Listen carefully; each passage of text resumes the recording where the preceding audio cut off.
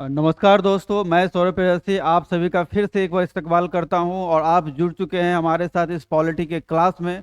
दोस्तों, मैं आपको बता देता हूं कि पॉलिटी के अभी बहुत सारे क्लासेस हो चुके हैं ऑलरेडी, और आज जो आप पढ़ने वाले हैं federal system of India, Bharat की संघीय व्यवस्था को आज हम देखेंगे। और इससे बनने वाले जो ऑब्जेक्टिव प्रश्न है, जो वस्तुनिष्ठ किस्म के प्रश्न है, वो सारे प्रश्नों को हम सिलसिलेवार तरीके से देखेंगे। आज ये चैप्टर जो है आपके पॉलिटी का बिल्कुल लास्ट चैप्टर है। इसके बाद ये पॉलिटी समाप्त हो जाएगी और फिर जो हम अगले क्लास में जब भी मिलेंगे तो एक नए सब्जेक्ट के साथ मिलेंगे। तो चलिए दोस्तों, स्टार्ट करता हूं भारत की संघीय व्यवस्था, संघ राज्य संबंध और इससे बनने वाले कुछ महत्वपूर्ण प्रश्नों को जो आज हम देखेंगे, इसे सॉल्व करने का प्रयास करेंगे, जो आपके एग्जाम में बार बार पूछे जाते हैं।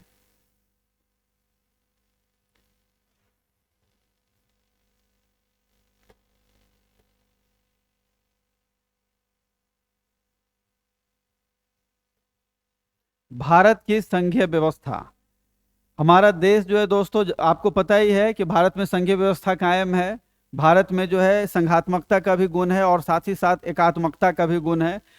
एक और ये संघीय व्यवस्था के रूप में भी काम करता है और कई बार ये एकात्मक भी हो जाता है। और ये संघीय व्यवस्था जो है हमने जो है कनाडा के संविधान से अडॉप्ट किया है। जो कनाडाई संघीय व्यवस्था है उसे हमने अडॉप्ट किया है अपने भी संविधान में। इसलिए भारत की जो संविधान है उसको अर्ध संघीय भी कहा जाता है। जो व्यवस्था है यहाँ की वो अर्ध संघीय भी कहलाती है। इसलिए कहलाती है क्योंकि कई बार जो हम जो संघीय व्यवस्था देख रहे होते हैं वो एकात्मक रूप में भी आ जाती है। एकात्मक का क्या मतलब होता है दोस्तों, आप जो है अपना कमेंट्स कर कर बता सकते हैं। यूनिटरी का मतलब क्या होता है? समान रूप से मैं बता दूं कि यूनिटरी का मतलब होता है जब कभी देश में इमरजेंसी की स्थिति लग जाती है, आपातकालीन स्थिति लग जाती है, या फिर राज्य में मान लीजिए राष्ट्रपति शासन लग जाती है, तो पावर जो होता है वो सेचुरेटेड जो होता है वो किसके पास हो जाता है? वो केंद्र सरकार के हाथों में, देश के राष्ट्रपति के हाथों में आ जाता है।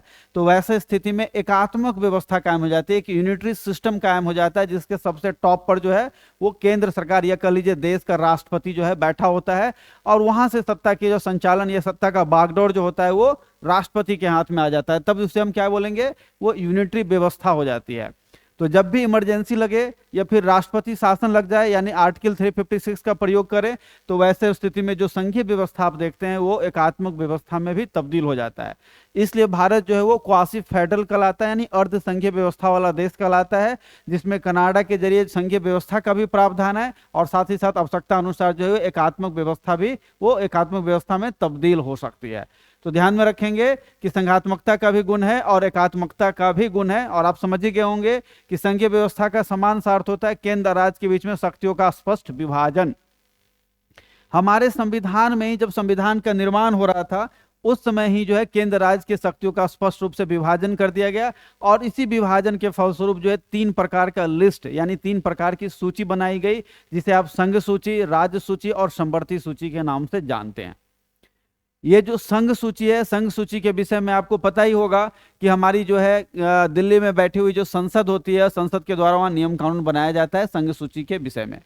और जो समवर्ती सूची है उसमें जो है हमारी जो है संसद भी कानून बना सकती है और राज्य के विधानमंडल भी कानून बना सकती है।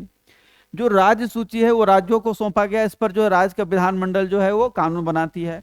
लेकिन विशेष परिस्थिति में हमारी राज्यसभा के पास ये अधिकार है कि राज्य सूची में वर्णित जो भी विषय हैं उस विषय पर जो है हमारी जो है संसद भी कानून बना सकती है।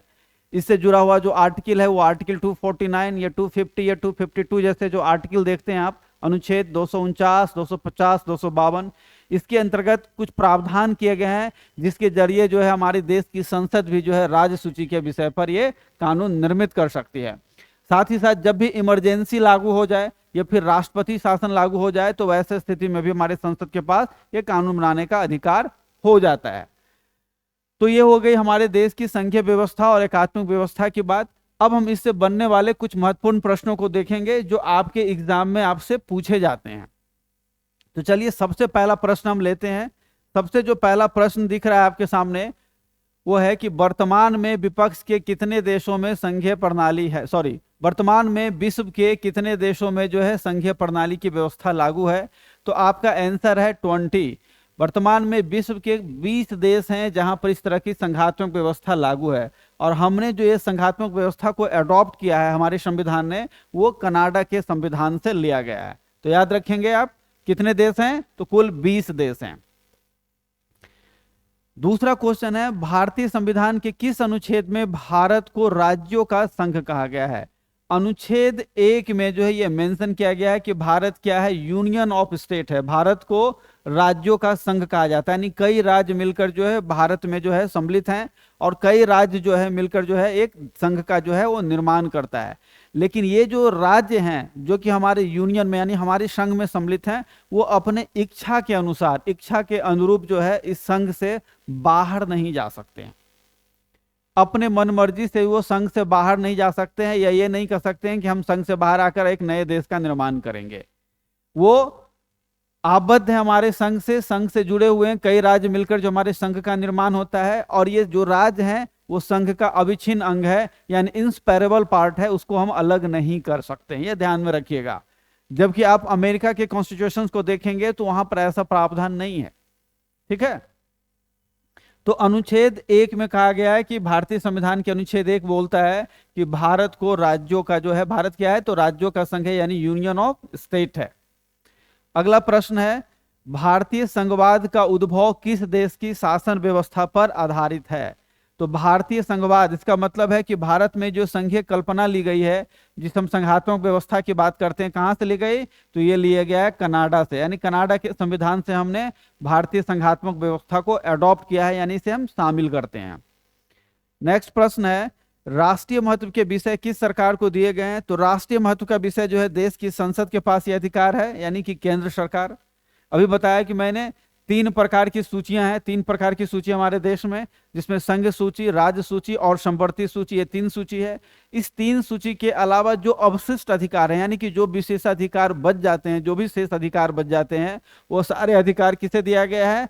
संसद को दिया गया है। इसका मतलब है, संसद का मतलब हो गया यानी केंद्र सरकार, जो केंद्र में जिसकी भी सरकार रहेगी, ठीक है, उनके द्वारा संसद के जरिए यहाँ नियम कानून बनाया जाएगा। यानी सारे विशेषाधिकार हमारे संसद के पास निहित है, ना कि राज्य के विधानमंडल के पास। तो ये भी ध्यान में रखेंगे। चलिए अगले प्रश्न पर बढ़ते हैं हम लोग। अगला प्रश्न है, स्थानीय महत्व के विषय किस सरकार को दिए गए? स्थानीय महत्व का मतलब है राज्य सूची से, यानी कि राज्य सूची के जो विषय दिए गए हैं वो किसे दिए जाएंगे? तो राज्य सूची के विषय जो है उस पर नियम कानून बनाने का अधिकार जो है वो राज्य सरकार को, यानी कि राज्य के विधानमंडल को है। तो राज्य सूची वाले सारे विषय जो है राज्य के विधानमंडल इस पर कानून बनाते हैं। हालांकि राज्य के विधानमंडल के पास ये ताकत होता है, ये अधिकार है कि वो जो है अपने राज्य के विधानमंडल में एक प्रस्ताव पारित कर दें, और प्रस्ताव पारित कर कर यदि वो संसद से रिक्वेस्ट करें कि अमुक विषयों पर या अमुक बिंदु पर जो हमारे लिए संसद कानून बनाए, तो वैसे स्थिति में संसद भी उनके लिए कानून बना सकती है। यह अधिकार राज्य के विधानमंडल को दिया गया है। अदरवाइज राज्य सूची के विषय पर कानून बनाने का अधिकार किसके पास है? तो राज्य सरकार, यानी कि राज्य के विधानमंडल के पास। चलिए अगले प्रश्न पर बढ़ते हैं हम लोग। अगला प्रश्न है, भारतीय संसद में कौन सा सदन राज्यों का प्रतिनिधित्व करता है? तो राज्यों का प्रतिनिधित्व करने वाला सदन क्या है? उच्च सदन। अब सवाल उठता है कि उच्च सदन किसे कहते हैं? आप कमेंट बॉक्स में लिखकर बताएं उच्च सदन किसे कहते हैं। मैंने कई बार आपका जो इस चीज का जो है जिक्र किया है कि उच्च सदन हम किसे कहेंगे। उच्च सदन का जो तात्पर्य होता है, उच्च सदन का मतलब है अपर हाउस, इंग्लिश में से अपर हाउस बोलेंगे, यानी कि यह अस्थाई हाउस है, इसे हम भंग नहीं कर सकते हैं। तो उच्च सदन किसे बोलेंगे? अगर केंद्र की हम बात कर रहे हैं तो उच्च सदन का मतलब है राज्यसभा, यानी राज्यसभा को हम लोग क्या बोलते हैं? उच्च सदन या स्थायी सदन के नाम से हम इसे जानते हैं। तो संसद जो होता है उसका गठन किससे होता है? लोकसभा, राज्यसभा और देश के राष्ट्रपति से। संसद के ये 3 अंग हैं, ध्यान रखिएगा। संसद के कौन से 3 अंग हैं? तो लोकसभा, राज्यसभा और राष्ट्रपति। तो उच्च सदन किसे कहेंगे हम लोग? राज्यसभा को उच्च सदन कहेंगे। उच्च सदन के अलावा और इसे क्या कहते हैं? उच्च सदन के अलावा इसे हम अस्थाई सदन के नाम से भी जानते हैं। अस्थाई क्यों कहेंगे इसे? क्योंकि इसे हम भंग नहीं करते हैं, यह अस्थायी रूप से बना रहता है। और इसके जो सदस्य होते हैं, जो राज्यसभा के सदस्य होते हैं, उसके प्रत्येक 2 वर्ष पर, 2-2 वर्ष के अंतराल पर इसके जो सदस्य होते हैं 1/3 वो क्या होते हैं? 1/3 सदस्य जो है वो रिटायर्ड हो जाते हैं, उनका कार्यकाल पूरा हो जाता है और वो अपने पोस्ट को छोड़ देते हैं। उसकी जगह पर नए सदस्य जो होते हैं वो निर्वाचित होते हैं। चलिए अगला प्रश्न को लेते हैं। अगला प्रश्न है, फेडरल गवर्नमेंट पुस्तक के लेखक कौन थे? तो फेडरल गवर्नमेंट यानी कि संघीय सरकार नामक पुस्तक केसी व्हीयर ने लिखा था। किसने लिखा था? याद रखिएगा, केसी व्हीयर। केसी व्हीयर ने फेडरल गवर्नमेंट नामक पुस्तक का रचना किया, इसके लेखक हैं ये। चलिए अगले प्रश्न पर आते हैं। वास्तविक कार्यकरण का सर्वेक्षण करने पर यह निष्कर्ष न्यायोचित नहीं ठहरता है कि परिसंघीय लक्षण बिल्कुल मिट गए हैं। यह कथन है, यह कथन किसका है? डॉक्टर दुर्गादास बसु का। कौन है ये दुर्गादास बसु? ये पॉलिटी के यानी कि जो है राजनीति विज्ञान के कह लीजिए, ये संविधान के जो एक बहुत बड़े विशेषज्ञ हैं। इनके द्वारा पुस्तक भी लिखा गया है, इनके पुस्तक को जो है पढ़ा भी जाता है, आपने भी हो सकता है पढ़ा हो। तो इनका ही कथन है कि वास्तविक कार्यकरण का सर्वेक्षण करने पर यह निष्कर्ष न्योचित नहीं ठहरता, यानी उचित नहीं ठहरता है कि परिसंघीय लक्षण बिल्कुल मिट गए हैं। ऐसा नहीं है, इनका कहना है कि ऐसा नहीं है कि परिसंघीय लक्षण जो है बिल्कुल मिट गया है। भारत में जो है वो संघात्मक व्यवस्था है, तो संघात्मक व्यवस्था के साथ साथ जो है थोड़ा एकात्मकता का भी जो है गुण है। परिसंघीय यानी कि संघात्मक व्यवस्था का तो गुण है ही, ऐसा नहीं कि वो सारे के सारे मिट गए हैं।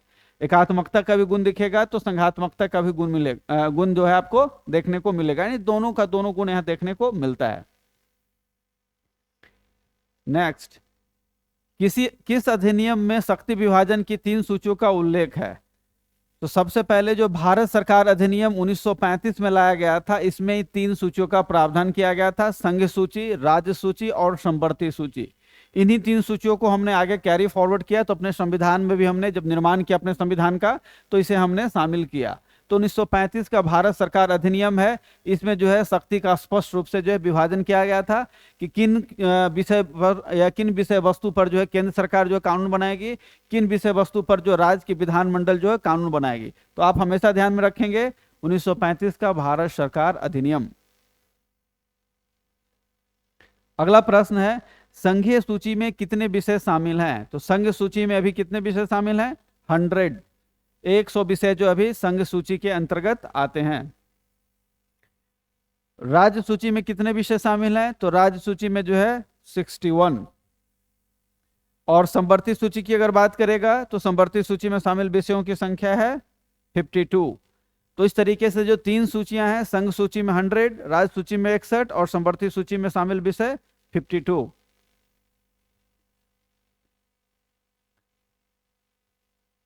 चलिए अगले प्रश्न पर आते हैं। संघ सूची पर कानून बनाने का अधिकार किसके पास है? तो देश की संसद के पास। जो संघीय विषय है उस पर कानून बनाने का अधिकार, अन्य अधिकार हमारे देश की संसद के पास है। राज्य विधानमंडल इस मामले में कुछ भी नहीं कर सकता, वो जीरो है, नथिंग। लेकिन संसद जो है वो राज्य सूची के विषय वस्तु पर भी कानून बना सकती है। कब? तो विशेष परिस्थिति पर। और वो कौन कौन सी विशेष परिस्थिति है मैंने पहले ही बताया है, कई बार इस पर जो है मैंने इसकी चर्चा की है, जिक्र किया है, आपको भी पता होगा। तो आप प्लीज कमेंट करके बताएं कि किन किन विषयों पर जो संघ जो राज्य सूची के कौन कौन से विषय पर जो है या किन किन परिस्थितियों में जो है वो संसद कानून बनाने की अधिकारी होती है, और कौन कौन से ऐसे आर्टिकल हैं जिसके तहत यह अधिकार जो है दिया गया है। अगला प्रश्न, राज्य सूची पर कानून कौन बना सकता है? तो जाहिर है कि राज्य का जो विधानमंडल होगा, यानी राज्य सरकार जो है राज्य सूची पर कानून बना सकती है। अब जब बात करेंगे संवर्ती सूची पर, तो संवर्ती सूची पर कानून बनाने का अधिकार किसके पास है? केंद्र के पास भी है और साथ ही साथ राज्य पर भी है। अब यहां ध्यान रखेंगे कि संवर्ती सूची पर कानून बनाने का अधिकार केंद्र सरकार के पास भी है, यानी देश की संसद के पास, और साथ ही साथ राज्य के पास, यानी कि राज्य के विधानमंडल के पास भी है। अब यहां ध्यान रखने वाली बात महत्वपूर्ण यह है कि अगर मान लिया कि एक ही विषय वस्तु पर केंद्र सरकार यानी देश की संसद ने और राज्य के विधानमंडल ने भी कानून बना रखा है, तो वैसे स्थिति में टकराव पैदा हो सकती है कि किसके कानून को अभिभावी माना जाए, यानी किसके कानून को वैलिड माना जाए और किसे अनवैलिड करार दिया जाए। तो वैसे स्थिति में हमेशा याद रखिएगा, जब भी इस तरह का कोई कॉन्फ्लिक्ट पैदा होगा तो देश की संसद ने जो कानून बना रखा है वही कानून जो है लागू होगा, वही कानून मान्य होगा, और राज्य के द्वारा जिस विषय पर कानून बनाया गया है वो समाप्त घोषित कर दिया जाएगा, वो बिल्कुल यूजलेस हो जाएगा। चलिए अगले प्रश्न में बढ़ते हैं। किस अनुच्छेद में संघ और राज्यों के बीच प्रशासनिक संबंधों की व्यवस्था की गई है? तो अनुच्छेद 256 से लेकर 263, 256 से लेकर 263 तक, इन सारे अनुच्छेदों में केंद्र और राज्य के बीच कैसा प्रशासनिक संबंध होगा, उसकी सारी व्याख्या आपको देखने को मिल जाएगी। इसमें बताया गया है कि केंद्र सरकार आवश्यकता अनुसार राज्यों को प्रशासन चलाने के लिए इंस्ट्रक्शन दे सकती है, निर्देश दे सकती है। जहां कहीं भी जरूरत होगा तो केंद्र सरकार उनको निर्देश देती है, और केंद्र सरकार के द्वारा बनाया गया कानून जो होता है, उस कानून को लागू करना राज्य प्रशासन का दायित्व होता है। तो इस तरह की बहुत सारी बात बताई गई है आर्टिकल 256 से लेकर 263 263 तक। तो केंद्र राज्य के बीच प्रशासनिक संबंधों का जो जिक्र है वो 256 से लेकर 263 के बीच में आपको देखने को मिलेगा। चलिए अगले प्रश्न पर बढ़ते हैं हम लोग। अब जो प्रश्न है इसका संबंध वित्त आयोग से है। किससे है? तो ध्यान रखेंगे, अब जो प्रश्न आ रहा है उसका संबंध वित्त आयोग से है। अब हम वित्त आयोग के बारे में जानकारी लेंगे। वित्त आयोग के बारे में मैंने पहले भी आपको बताया है, एक प्रॉपर चैप्टर ही वित्त आयोग पर हुआ था, एक टॉपिक वित्त आयोग था, और वित्त आयोग की प्रॉपर क्लास ही ली गई है। पहला प्रश्न है, संविधान के कौन से अनुच्छेद में वित्त आयोग के गठन का प्रावधान है? आर्टिकल 280 अनुच्छेद 280 में जो है वित्त आयोग का गठन होता है। अब आप सभी को पता है कि वित्त आयोग का गठन किसके जरिए हो रहा है? आर्टिकल 280 के अंतर्गत वित्त आयोग होता है। आप सभी हमें ये बताएं कमेंट्स कर कर कि वित्त आयोग जो होता है वो कितने सदस्य होते हैं उसमें, ठीक है, और वित्त आयोग का गठन जो है किसके द्वारा किया जाता है, कितने वर्षों के लिए किया जाता है, ये सारी चीज आप कमेंट्स कर कर बता सकते हैं। सबसे पहले तो आप ये बताएं कि किसके द्वारा वित्त आयोग का गठन किया जाता है और कितने वर्षों के लिए वित्त आयोग का गठन किया जाता है, ठीक है। और साथ ही साथ अभी जो वर्तमान में वित्त आयोग चल रहा है वो केमा वित्त आयोग है, यानी नंबर के हिसाब से उसका कौन सा क्रम है। वित्त आयोग के गठन का अधिकार किसे है? तो वित्त आयोग के गठन का अधिकार राष्ट्रपति को है। राष्ट्रपति ही जो है वित्त आयोग का गठन करता है प्रत्येक 5 वर्ष पर, यानी जब संविधान लागू हुई, संविधान लागू होने के बाद प्रत्येक 5 वर्ष पर राष्ट्रपति के द्वारा वित्त आयोग का गठन किया जाता है। और आवश्यकता अनुसार इससे पहले भी राष्ट्रपति के पास यह अधिकार है कि वो वित्त आयोग का गठन कर सकता है, ठीक है। इसके अलावा जो वित्त आयोग होता है वो राष्ट्रपति उसे कई प्रकार के कार्य हो सकता है। जो उसका प्रमुख कार्य है, सबसे जो प्रमुख कार्य है वो क्या है कि केंद्र और राज्य के बीच जो राजस्व का जो संग्रह होता है, उस राजस्व के संग्रह का जो है जो बंटवारा किया जाना है, उस बंटवारे का फॉर्मुलेशन क्या होगा, यानी उस बंटवारे का फॉर्मूला क्या होगा, किस फॉर्मूले के आधार पर जो है हम केंद्र के पास जो राजस्व का संग्रह है उसमें राज्यों को हिस्सेदारी हम दे सकते हैं। इसकी बात कौन करेगा? तो ये वित्त आयोग करेगा। इसके अलावा राष्ट्रपति समय समय पर दूसरे अन्य जो महत्वपूर्ण कार्य हैं वित्त संबंधित, वो कार्य भी वित्त आयोग को सौंप सकते हैं। ये अधिकार राष्ट्रपति के पास होता है। वर्तमान में कौन सा वित्त आयोग चल रहा है क्रम के अनुसार, या बताएं कमेंट्स कर कर कि वर्तमान में वित्त आयोग के अध्यक्ष कौन है, जो वर्तमान में वित्त आयोग चल रहा है, और उनका क्रम क्या है। अगला प्रश्न, वित्त आयोग में राष्ट्रपति द्वारा कितने लोगों को नियुक्त किया जाता है? तो वित्त आयोग जो है 5 सदस्य होता है, जिसमें एक अध्यक्ष होता है और साथ ही साथ 4 अन्य सदस्य होते हैं। वित्त आयोग 5 सदस्य होता है जिसमें एक अध्यक्ष और 4 अन्य सदस्य शामिल होंगे, ठीक है। अब बात करेंगे राज्य वित्त आयोग की। अगला प्रश्न है कि राज्य वित्त आयोग का गठन भारतीय संविधान के किस अनुच्छेद के द्वारा किया जाता है? तो ये अनुच्छेद है 243(1) में ये प्रावधान किया गया है। 243(1) 243 के 1 में राज्यों में भी वित्त आयोग के गठन का प्रावधान है। यानी वित्त आयोग दोनों स्तर पर होते हैं, ध्यान रखिएगा। एक तो केंद्र के स्तर पर केंद्रीय वित्त आयोग, जिसका जो है गठन किसके द्वारा? राष्ट्रपति के द्वारा किया जाता है। और दूसरा राज्य वित्त आयोग है 243(1) अनुच्छेद 243(1) के तहत, जिसका गठन किसके द्वारा होगा? आपको पहले बताया था, याद होगा, तो आप बताइए किसके द्वारा हो सकता है। तो राज्य के स्तर पर जो वित्त आयोग का गठन करेंगे वो क्या रहेगा? राज्य का राज्यपाल। जैसे केंद्र के स्तर पर राष्ट्रपति, वैसे ही राज्य का राज्यपाल राज्य वित्त आयोग का गठन करेगा। आप मुझे कमेंट्स कर कर ये बताइए कि राज्य वित्त आयोग के गठन जो की जाती है उस गठन के पीछे क्या उद्देश्य है, किन कार्यों को लेकर जो है राज्य वित्त आयोग का गठन किया जाता है, ये कमेंट बॉक्स में आप बताएं। चलिए आगे बढ़ते हैं। वित्त आयोग का गठन कितने वर्ष के लिए होता है? अगला प्रश्न। तो वित्त आयोग का गठन 5 वर्षों के लिए होता है और प्रत्येक 5 वर्ष पर एक नया वित्त आयोग का गठन होता है। अभी कौन सा वित्त आयोग चल रहा है? तो अभी जो वित्त आयोग चल रहा है वर्तमान में वो है 15वां वित्त आयोग। 15वां वित्त आयोग जो है अभी चल रहा है, जिसकी सिफारिश 2025 तक के लिए लागू है। और उसके बाद जो है 16वां वित्त आयोग जो है आ जाएगा, और 16वां वित्त आयोग की सिफारिश फिर आगे लागू होगी। वित्त आयोग के अध्यक्ष और 4 अन्य सदस्यों की नियुक्ति कौन करेगा? तो वित्त आयोग के सारे सदस्य, चाहे अध्यक्ष हों या अन्य सदस्य हों, सबकी नियुक्ति कौन करेगा? सबकी नियुक्ति देश का राष्ट्रपति करेगा। वित्त आयोग का अध्यक्ष किस क्षेत्र में अनुभवी होना आवश्यक है? तो वित्त आयोग का अध्यक्ष जो होगा वो सार्वजनिक क्षेत्र में जो है अनुभवी होना आवश्यक है। ठीक है। एन.के. सिन्हा अभी जो है 15वें वित्त आयोग के अध्यक्ष हैं, ये आपको पता ही होगा। नंद किशोर सिन्हा जो है ये जो 15वें वित्त आयोग के अध्यक्ष हैं। जो 15वां वित्त आयोग अभी चल रहा है, इसकी सिफारिश 2020 से 2025 तक के लिए है। और वित्त आयोग के जो अध्यक्ष होते हैं उनको देखा जाता है कि सार्वजनिक कार्यों में, यानी कि प्रशासन का उनके पास लंबा अनुभव है। अब बात करें अगर हम एन.के. सिन्हा की, जो 15वें वित्त आयोग के अध्यक्ष हैं, तो प्रशासन से ही जुड़े हुए थे। वो भूतपूर्व आईएएस रह चुके थे, रिटायर्ड आईएएस थे। इसके बाद राज्यसभा में सांसद भी रह चुके थे वो, और फिर बाद में सरकार के द्वारा इसे वित्त आयोग जो बना, जो 15वां वित्त आयोग का गठन हुआ, तो उसका अध्यक्ष भी इन्हें बनाया गया। तो काफी लंबा अनुभव इनके पास है। अगला प्रश्न, वित्त आयोग का दूसरा सदस्य किस क्षेत्र का ज्ञाता होना चाहिए? तो वित्त आयोग में एक सदस्य जो होगा वो वित्त और लेखाओं का, यानी कि फिनांस और अकाउंटिंग का या ऑडिटिंग का कह लीजिए, ऑडिटिंग का जो है ज्ञाता है, यानी इकोनॉमिस्ट होना चाहिए, अकाउंट्स का अच्छा नॉलेज होना चाहिए, फिनांस का अच्छा नॉलेज होना चाहिए।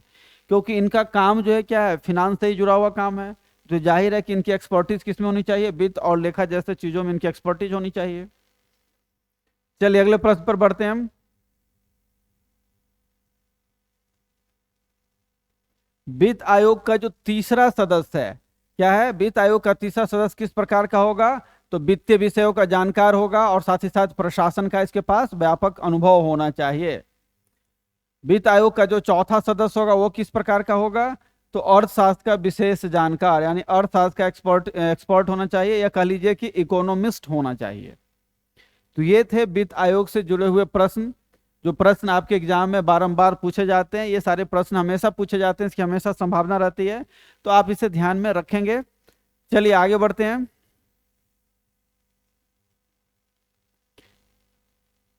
अगला प्रश्न है कि पहला वित्त आयोग कब गठित किया गया? तो देश की आजादी के पश्चात जब संविधान लागू हुआ, और संविधान के लागूकरण के पश्चात 1951 में देश का पहला वित्त आयोग गठित हुआ। क्योंकि बताया गया है कि राष्ट्रपति जो है प्रत्येक 5 वर्ष पर, और आवश्यकता अनुसार 5 वर्ष से पूर्व भी जब भी उसे महसूस हो, तो एक वित्त आयोग का गठन कर सकती है। ठीक है। और वित्त आयोग का कार्यकाल जो होता है क्या होता है? तो 5 वर्ष का होता है। तो उसके हिसाब से जो पहला वित्त आयोग बना हमारे देश में वो 1951 के लिए बना, और ये 51 से लेकर 55 तक का इसका रिकमेंडेशन जो है वो रहा, इसकी सिफारिश। प्रथम वित्त आयोग, अगला प्रश्न है कि जो प्रथम वित्त आयोग बना उसके अध्यक्ष कौन थे? तो पहला वाले वित्त आयोग के अध्यक्ष, ध्यान रखिएगा, बार बार ये प्रश्न पूछा जाएगा, के.सी. नियोगी। के.सी. नियोगी जो थे, पहले वित्त आयोग जो बना था उसका अध्यक्ष कौन था? तो के.सी. नियोगी। और अगला प्रश्न है कि अब तक कितने वित्त आयोग का गठन हो चुका है? तो अब तक कुल जो है 15 वित्त आयोग का गठन हो चुका है। ध्यान रखेंगे, 15 वित्त आयोग अब तक हमारे देश में बन चुके हैं। 15वां का कार्यकाल जो है 2020 से 2025 के बीच में है। 2025 से 30 के लिए फिर जो है 16वां वित्त आयोग का गठन होगा। ठीक है। चलिए आगे बढ़ते हैं। ये जो आप डेटा देख रहे हैं, जो चार्ट देख रहे हैं, इसका संबंध वित्त आयोग और उनके अध्यक्ष से है, साथ ही साथ नियुक्ति वर्ष में इसमें लिखा गया है। यहाँ जो सबसे महत्वपूर्ण है आप ध्यान रखेंगे, पहला वित्त आयोग, जो पहला वित्त आयोग बना इसके अध्यक्ष हुए के.सी. नियोगी जी, और 1951 में इसका गठन हो गया था। दूसरा जो वित्त आयोग है ये भी ध्यान में रखेंगे, जो दूसरा वित्त आयोग हुआ के संथानम इसके अध्यक्ष थे, और 1956 में जो है इसका 1956 जो है इसका कार्यकाल का जो शुरुआती दौर है, 1956 में इसका गठन हुआ था। 1956 से लेकर 60 तक जो ये चलेगा। तीसरा जो वित्त आयोग है, ठीक है, वो ए.के. चंदा थे इसके अध्यक्ष, और ये 1960 से जो है काम करना शुरू करता है। चौथा वित्त आयोग जो है पी.वी. राजमन्नार है, जो 1964 में इसका कार्यकाल शुरू होता है।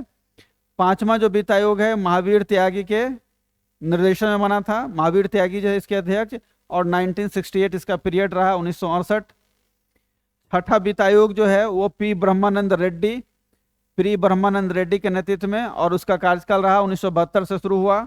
सातवां जो वित्त आयोग हुआ वो जे.पी. सेलट, इसके अध्यक्ष थे जे.पी. सेलट, और ये 1977 इसका कार्यकाल रहा शुरुआती। ये जो आप पीरियड देख रहे हैं, इस पीरियड का मतलब समान रूप से है कि 5 वर्ष के लिए वित्त आयोग का जो होता है वो कार्यकाल होता है। तो 1950-51 से शुरू होकर 55 तक ये रहे, संथानम 56 में आए तो 60 तक रहेंगे, ये 60 में आए तो इनको जो है ये रहना कब तक था, 65 तक, लेकिन 64 में ही फिर बन गया अगला डॉक्टर पीवी राजमन्नार के नेतृत्व में वित्त आयोग। ठीक है, ये 2 वित्त आयोग आप देख रहे हैं थोड़ा जल्दी जल्दी बना है। मैंने पहले ही बताया कि राष्ट्रपति 5 वर्ष पर नॉर्मली, लेकिन आवश्यकता अनुसार पहले भी 5 वर्ष से पूर्व भी वित्त आयोग का गठन कर सकती है। तो महावीर त्यागी का जो है वो काल जो है 1968 से शुरू होता है, फिर ब्रह्मानंद रेड्डी आ जाते हैं 1972, फिर देखेंगे यहाँ गैप जो है 1964 से 68 4 साल ही दिखेगा, 68 से 72 भी 4 साल ही दिखेगा, लेकिन फिर 72 से जो है 5 साल आपको जेपी सेलेट का दिखेगा 77 तक। तो इसको लेकर आप कंफ्यूज नहीं होंगे। चलिए आगे बढ़ते हैं हम लोग। अब बात जो है 8 तक हो चुकी है, 9वें वित्त आयोग की हम बात कर लेते हैं। तो जो 9वां वित्त आयोग है वो NKP साल्वे के निर्देशन में बना और कार्यकाल इसका 1987 से शुरू हुआ। 10वां जो वित्त आयोग है वो KC पंत थे इसके अध्यक्ष और 1992 था इनका पीरियड। 11वां वित्त आयोग जो थे प्रोफेसर AM खुसरो थे और 1998 जो था इसका पीरियड रहा। उसके बाद 12वां वित्त आयोग C रंगराजन थे इसके अध्यक्ष और जो है 2003 जो है इसका कार्यकाल था। 13वां वित्त आयोग जो है विजय L केलकर 2007 से लेकर 2012 इसका रहा। फिर 14वां वित्त आयोग जो है YB रेड्डी रहा, तो YB रेड्डी 2012 में आए, 2012 से 17 के लिए। और उसके बाद जो है 15वां वित्त आयोग जो है NK सिंह 2017 में इसका गठन हुआ और इसका कार्यकाल जो है 2020 से लेकर 2025 तक है। ये जो पीरियड दिखा रहा है कि कब इसका गठन किया गया और फिर उस गठन के पश्चात इनकी सिफारिश आई और सिफारिश के बाद इसे लागू किया गया। यहाँ जो आप ध्यान रखेंगे वो ध्यान रखेंगे सबसे महत्वपूर्ण तो 15वां वित्त आयोग है जो NK सिंह जिसकी चर्चा कर रहा था मैं, 2017 में इसका गठन हुआ था और 2020 से 25 तक के लिए इसका कार्यकाल रखा गया है। एक आप याद रखेंगे 14वां वित्त आयोग, इससे पहले YB रेड्डी जो 2012 में इसका गठन हुआ था और इसकी सिफारिश जो है आने के पश्चात ये 2015 से 20 तक के लिए इसे लागू किया गया। इसके अलावा जो प्रथम वित्त आयोग है ये आप ध्यान में रखेंगे, पहला और दूसरा भी बहुत ही महत्वपूर्ण है। तो प्रथम और द्वितीय वित्त आयोग जो हमेशा ध्यान में रखेंगे। प्रथम बहुत बार पूछा जाता है, KC नियोगी 1950 में जो है इसका गठन हुआ और 51-50 से लेकर ये 55 तक जो है इनकी सिफारिश लागू रही। दूसरा वित्त आयोग जो है K संथानम, इसे भी ध्यान में रखेंगे। ये 4 महत्वपूर्ण है, पहला, दूसरा और अंत में 15वां और 14वां, ये 4 ध्यान रखेंगे। रेस्ट जो है कभी क्वेश्चन आपसे ऐसा पूछा जा सकता है, कई बार इस तरह का क्वेश्चन फंसाने के लिए पूछ देता है कि आपसे क्वेश्चन पूछ लिया जाएगा कि इनमें से कौन वित्त आयोग के अध्यक्ष थे और 4 ऑप्शंस आपके सामने होंगे, इनमें से कोई भी 4 नाम उठाकर एटेंडम डाल दिया जाएगा। वैसे में देखा जाएगा कि आपको पता है या नहीं कि इनमें से कौन सा व्यक्ति वित्त आयोग का अध्यक्ष कभी बना था या नहीं बना था। तो इसके लिए सारे डाटा की आपको जरूरत पड़ सकती है, लेकिन इस तरह के क्वेश्चंस आने की संभावना थोड़ी कम होती है। कई बार ये लोग बदमाशी हालांकि कर देते हैं। तो अगर आप सारा ध्यान में 1-2 बार नजर घुमा सकते हैं, 1-2 नजर घुमाने पर आपको ऑलमोस्ट जो है आपके ध्यान में ये बात आ जाएगी कि कौन कौन लोग वित्त आयोग के अध्यक्ष के पद पर बैठे हैं या रहे हैं। लेकिन जो सबसे महत्वपूर्ण है, ध्यान रखेंगे, पहला वित्त आयोग, 14वां और 15वां वित्त आयोग, इसको आप याद रखेंगे। चलिए आगे बढ़ते हैं। अब बात करेंगे हम लोग योजना आयोग की। अब बात योजना आयोग और साथ ही साथ नीति आयोग की बात करेंगे। आपको पता है कि योजना आयोग का गठन देश की आजादी के जस्ट बाद ही हुआ था और नीति आयोग तो फिलहाल वर्तमान में भी चल रही है। पहला प्रश्न जो योजना आयोग से जुड़ा हुआ है, तो पहला प्रश्न है कि योजना आयोग कैसा निकाय था। तो आप गैर याद रखें, गैर को आप हटा दीजिए, इसे हम संविधानेतर कर सकते हैं या कानूनी कर सकते हैं। गैर लिखना वो जो है तकनीकी रूप से सही नहीं है, तो इसे आप संविधानेतर या फिर कह लीजिए कानूनी या विधिक। इस नाम से हम बुला सकते हैं कि योजना आयोग या तो कानूनी निकाय था या संविधानेतर निकाय था। गैर नहीं कहना है, गैर गलत शब्द है। तो अब योजना आयोग की हम बात कर रहे हैं। योजना आयोग का गठन जो है 15 मार्च 1950 को हुआ। कब गठन हुआ? तो 15 मार्च 1950। 15 मार्च 1950 को जो है योजना आयोग का गठन हो चुका था और तब से लेकर हमने बहुत सारी योजना देखा। 12वीं योजना तक हमने इसे देखा है, लेकिन 1 जनवरी 2015 से योजना आयोग समाप्त होकर अब ये नीति आयोग में तब्दील हो गया है। अब योजना आयोग की जगह पर नीति आयोग आ गई। कब आ गई? तो 1 जनवरी 2015 से नीति आयोग आ चुका है। तो 15 मार्च 1950 में योजना आयोग का गठन हुआ और तब से लेकर जो 31 दिसंबर 2014 तक योजना आयोग चल रहा था। कुल 12 पंचवर्षीय योजना हमारे देश में बैक टू बैक आए, एक एक कर आए। ठीक है। तो योजना आयोग जो है कैसा संस्थान है? तो ध्यान रखेंगे संविधानेतर ये कानूनी जो है संस्थान है। अब सवाल ये उठता है कि संविधानेतर संस्थान किसे कहते हैं, ये कानूनी संस्थान किसे कहते हैं और संवैधानिक क्या होता है, ये ध्यान रखेंगे। तो देखिए, संसद के द्वारा अगर साधारण कानून के जरिए, अगर संसद साधारण कानून साधारण विधान के जरिए किसी संस्थान का निर्माण करती है, किसी निकाय का निर्माण करती है, तो वो कहलाएगा कानूनी जो है संस्था, ये कानूनी निकाय, ये संविधानेतर निकाय कहलाएगा। ठीक है। ये हो सकता है संसदीय कानून के द्वारा भी निर्मित हो, या फिर प्रशासनिक जो है वो आदेश के द्वारा भी जो है इसका निर्माण संभव है। तो ऐसे में ये जो है वो कानूनी या संविधानेतर जो है वो निकाय या संस्था के रूप में जाना जाएगा। लेकिन यही संसद अगर आर्टिकल 368 जो संवैधानिक संशोधन है, इसमें संशोधन कर कर कुछ बनाती है, तो वे फिर संवैधानिक दर्जा प्राप्त कर लेता है, तो संवैधानिक निकाय के रूप में जो है दर्ज हो जाता है। जैसे हमने 93-94 संविधान संशोधन किया, पंचायती राज को जो है संवैधानिक दर्जा दिया, नगरीय निकायों को जो हमने जो है संवैधानिक दर्जा दिया, तो इसके लिए हमने संविधान में ही संशोधन किया। यानी संविधान में संशोधन विशेष प्रकार से की जाती है, उसकी एक विशेष प्रक्रिया अपनाई जाती है। उस विशेष प्रक्रिया के द्वारा अगर हम किसे शामिल करते हैं, कोई कानून बनाते हैं, तो वह संवैधानिक संस्थान का दर्जा प्राप्त कर लेती है। लेकिन वही कानून अगर हम साधारण तरीके से बनाते हैं, साधारण विधान होता है, तो वो हमारा जो है कानूनी संस्थान हो जाता है, यानी कि कह लीजिए कि कानूनी निकाय बन जाता है, या फिर कह लीजिए संविधानेतर निकाय हो जाता है, ना कि संवैधानिक निकाय। तो ये अंतर होता है एक संवैधानिक निकाय में और एक संविधानेतर ये कानूनी निकाय में।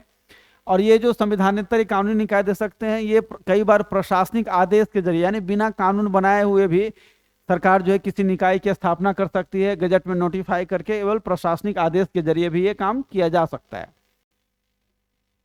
चलिए आगे बढ़ते हैं अगले प्रश्न पर। योजना आयोग के प्रथम अध्यक्ष कौन थे? तो ध्यान रखेंगे मिस्टर नेहरू, यानी जवाहरलाल नेहरू जो भारत के पहले प्रधानमंत्री थे, ये नेहरू जो है योजना आयोग के पहले अध्यक्ष थे। अब योजना आयोग का जो अध्यक्ष होता है वो देश का प्रधानमंत्री होता है। जो देश के प्रधानमंत्री होते हैं वही योजना आयोग के अध्यक्ष के पद पर बैठते हैं। तो भारत के जो है योजना आयोग का जब निर्माण हुआ भारत में, तो पहला अध्यक्ष बने जवाहरलाल नेहरू, क्योंकि जवाहरलाल नेहरू क्या थे उस समय? हमारे पीएम थे। अगला प्रश्न है कि किस वर्ष प्रधानमंत्री को योजना आयोग का पदेन अध्यक्ष बनाया गया? इस प्रश्न को आप लोग काट देता हूं, ये प्रश्न जो है वो सही नहीं है, क्योंकि योजना आयोग के गठन से ही जो है योजना आयोग का जो अध्यक्ष था वो प्रधानमंत्री हुआ करता था। तो गठन के वर्ष से ही जो है वो प्रधानमंत्री का प्रावधान था कि अध्यक्ष जो होगा वो देश का प्रधानमंत्री होगा। चलिए अगले प्रश्न में बढ़ते हैं हम लोग। संघ और राज्य के बीच वित्तीय आवंटन किसकी सिफारिश के आधार पर पहले होता था? तो पहले यह आवंटन जो था योजना आयोग के सिफारिश पर हुआ करता था। संघ और राज्य के बीच में पैसे का जो बंटवारा था, वित्त का आवंटन यानी राजस्व का बंटवारा जो था, इसमें योजना आयोग की एक बहुत बड़ी भूमिका थी तब तक जब तक ये आयोग एग्जिस्ट करता था, अस्तित्व में था। अब योजना आयोग समाप्त हो गया और इसके जगह पर नीति आयोग का गठन हो चुका है।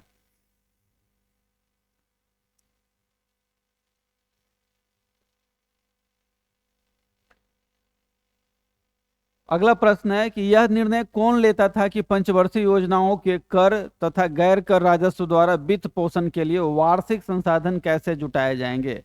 तो यह निर्णय लेने का अधिकार योजना आयोग को दिया गया था। योजना आयोग का जो गठन हुआ था, योजना आयोग का गठन क्यों किया गया था ये बताएं आप लोग कमेंट्स कर। योजना आयोग का जो गठन हुआ था उसका काम ही था कि देश के जो संसाधन है, देश में जो उपलब्ध संसाधन है, उन सारे संसाधनों का आकलन करना और आकलन करने के पश्चात देश के लिए एक बेहतरीन योजना का निर्माण करना, जिससे देश का जो है सर्वांगीण विकास हो सके।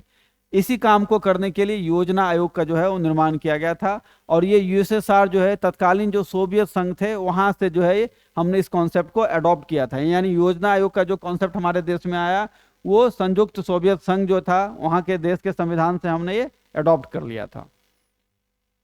अब बात करेंगे हम लोग पंचवर्षीय योजना और उसकी अवधि की। तो यहाँ पर आप ध्यान रखेंगे, पहला पंचवर्षीय योजना, चूंकि योजना का गठन 15 मार्च को हो गया, तो पहली पंचवर्षीय योजना का कार्यकाल 51 से 56 तक रहा, ये ध्यान में रखेंगे। फिर दूसरा जो पंचवर्षीय योजना आया ये 56 से लेकर 61 तक रहा। तीसरा जो पंचवर्षीय योजना आया इसका कार्यकाल जो है 61 से लेकर 66 तक रहा। उसके बाद तीसरा के बाद जो है चौथा पंचवर्षीय योजना के बीच में आपको गैप दिखेगा, ये 66 से लेकर 74 तक। तो 66 से लेकर 69 तक यानी 1966 से लेकर 69 तक, ये जो 3 वर्ष आप देख रहे हैं, इस 3 वर्ष में जो है एक वर्षीय योजना चलाई गई, यानी त्रिवर्षीय योजना चलाई गई, एक एक साल की योजना चलाई गई थी। इस समय कोई योजना जो है नहीं लाया गया था, पंचवर्षीय योजना जिसे आप कहते हैं। ठीक है, फिर जो है आगे चलकर बाद में जो है लाया गया 69 से 74 के लिए जो है ये योजना लाई गई थी। फिर योजना आयोग जो है के द्वारा पंचवर्षीय योजना को लॉन्च किया गया था। तो ये 3 वर्ष जो होता है वो 66 से लेकर 69 तक ये त्रिवर्षीय योजना के नाम से जाना जाता है और अक्सर एग्जाम में पूछा जाता है। ठीक है, कि त्रिवर्षीय योजना कब से कब तक, तो 66 से लेकर 69 तक। इसके पीछे कारण है कि सबसे पहले तो हमने 62 में जो एक युद्ध लड़ा था चीन के साथ, फिर 65 में भी युद्ध लड़ा पाकिस्तान के साथ, और उसके बाद जब युद्ध लड़ा तो युद्ध लड़ने के पश्चात जो है फिर अकाल वकाल की वजह से जो है योजना आने में यानी पंचवर्षीय योजना को लाने में विलंब हो गया, जिसकी वजह से हमें एक वर्षीय योजना चलाना पड़ा 3 वर्षों तक, 66 से लेकर 67, 67 से 68 और 68 से 69 तक, जिसे त्रिवर्षीय योजना के नाम से हम जानते हैं। फिर जो पांचवा आया, पांचवा योजना 74 से लेकर जो है 79 तक आया। ठीक है, फिर जो छठा पंचवर्षीय योजना जो आया वो 80 से लेकर 85 तक आया, और सातवां योजना जो है वो 85 से लेकर 90 तक आया, और आठवां पंचवर्षीय योजना जो है वो 92 से लेकर 97 तक आया। बीच में एक पीरियड आया जिसे हम योजना अवकाश कहते हैं, 78 से लेकर 80 के बीच में, 1978 से लेकर 80, ये योजना अवकाश का पीरियड माना जाता है, जिसमें जनता सरकार थी, जनता पार्टी की सरकार थी उस समय हमारे केंद्र में। तो योजना अवकाश का पीरियड है। फिर से इंदिरा के आने के पश्चात जो है छठी पंचवर्षीय योजना लाया गया। बीच में योजना को जो है रोक दिया गया था इंदिरा की सरकार का जब गठन हुआ तो, और फिर से 80 से 85 के बीच में एक फ्रेश छठी पंचवर्षीय योजना लाई गई, इसे योजना अवकाश का काल भी कहते हैं। चलिए आगे बढ़ते हैं। और अंतिम जो योजना चल रही है वो थी 12वीं पंचवर्षीय योजना, जिसका कार्यकाल 2012 से 17 तक था, वर्ष 2012 से 17। आप मुझे कमेंट्स कर ये बताएंगे कि 12वीं पंचवर्षीय योजना का थीम क्या था। ठीक है, मूल भाव, ये थीम क्या था, क्या स्लोगन 12वीं पंचवर्षीय योजना में हमारे देशवासियों को दिया गया था योजना के द्वारा, ये आप अपने कमेंट्स बॉक्स में, हमारे कमेंट्स बॉक्स में लिखकर बताएंगे कि 12वीं पंचवर्षीय योजना का थीम क्या रहा था, क्या स्लोगन था। चलिए अगले प्रश्न में बढ़ते हैं। योजना आयोग के स्थान पर नीति आयोग की स्थापना कब की गई, तो 1 जनवरी 2015 से जो है नीति आयोग जो है वो आ गया। और योजना आयोग की तरह नीति आयोग का भी अध्यक्ष देश का प्रधानमंत्री होता है। इसमें कई जो है पदेन सदस्य होते हैं, साथ ही साथ पूर्णकालिक और अंशकालिक सदस्य भी होते हैं। इसमें एक सीईओ भी होता है, और साथ ही साथ सीईओ के अलावा जो है उपाध्यक्ष भी होते हैं। तो अध्यक्ष का भार जो है, अध्यक्ष का पद जो है नीति आयोग का कौन संभालेगा, वो प्रधानमंत्री संभालेगा। यानी नीति आयोग का अध्यक्ष कौन होगा, तो देश के प्रधानमंत्री होंगे। ठीक है, इसके अलावा जो है कुछ पदेन सदस्य होते हैं, जैसे 4 पदेन सदस्य होते हैं, जिसमें जो है 4 पावरफुल मिनिस्ट्री के लोग होते हैं। कौन होता है, एक वित्त मंत्री होता है, जैसे भी वर्तमान में वित्त मंत्री कौन है, तो निर्मला सीतारमन, तो निर्मला सीतारमन होगी। उसके बाद जो है फिनांस मिनिस्ट्री के अलावा जो है आपका डिफेंस मिनिस्टर यानी वहाँ राजनाथ सिंह हो सकते हैं। उसके बाद होम मिनिस्टर यानी कि अमित शाह होंगे, और जो है तोमर, नरेंद्र तोमर जो कृषि मंत्री हैं, वो सारे पदेन सदस्य होंगे। इसके अलावा पूर्णकालिक सदस्य भी होता है, 4 पूर्णकालिक सदस्य होते हैं जो एक्सपर्ट्स होते हैं। इसके अलावा अंशकालिक सदस्य भी होता है। योजना आप बताएं यहाँ पर हमें कि नीति आयोग का जो है वो सीईओ कौन है, फिलहाल जो है नीति आयोग का सीईओ कौन है, वो लिखकर हमें कमेंट बॉक्स में आप लोग बताएं। अगला प्रश्न है कि नीति आयोग के अध्यक्ष कौन होते हैं, तो नीति आयोग के अध्यक्ष हैं भारत के प्रधानमंत्री, नीति आयोग के अध्यक्ष होंगे। ठीक वैसे ही जैसे योजना आयोग के अध्यक्ष भी भारत के प्रधानमंत्री हुआ करते थे। नीति आयोग ने पंचवर्षीय योजनाओं के स्थान पर देश के विकास के लिए 3 वर्षीय कार्य योजना, 7 वर्षीय रणनीति और 15 वर्षीय दीर्घकालीन योजना को कब पेश किया था, तो ये पेश किया गया था 23 अप्रैल 2017 को। ये 3 प्रकार की जो है चीजें बनाता है, 3 प्रकार की नीति बनाता है। पहला तो 3 वर्ष का कार्य योजना बनाता है, 3 वर्ष का जो है एक्शन प्लान, 7 वर्षों के लिए जो रणनीति बनाता है, स्ट्रेटजी बनाता है, और 15 वर्षों के लिए दीर्घकालीन योजना का निर्माण करता है देश के लिए। तो ये 3 काम जो है वो कर रहा है, एक 3 वर्ष का, एक 7 वर्ष के लिए और एक 15 वर्ष के लिए। ठीक है, और ये जो है 2017 से जो है वो स्टार्ट हुआ। अब बात कर लेते हैं राष्ट्रीय विकास परिषद एनडीसी की। पंचवर्षीय योजना के मसौदे का अनुमोदन अंतिम रूप से कौन करता था? तो अंतिम रूप से करता था यही राष्ट्रीय विकास परिषद। ये जो योजना आयोग के द्वारा जो पंचवर्षीय योजना लाई जाती थी उसे अंतिम रूप जो देता था, जो अप्रूव करता था, उसके लिए राष्ट्रीय विकास परिषद हुआ करता था, जिसके द्वारा अंतिम रूप से इसे अप्रूव किया जाता था। अब योजना आयोग चूंकि समाप्त हो चुका है और उसके जगह पर नीति आयोग आ चुका है, इसलिए राष्ट्रीय विकास परिषद भी समझिए समाप्त हो चुका है, अब इसका कोई वैल्यूएशन नहीं रहा।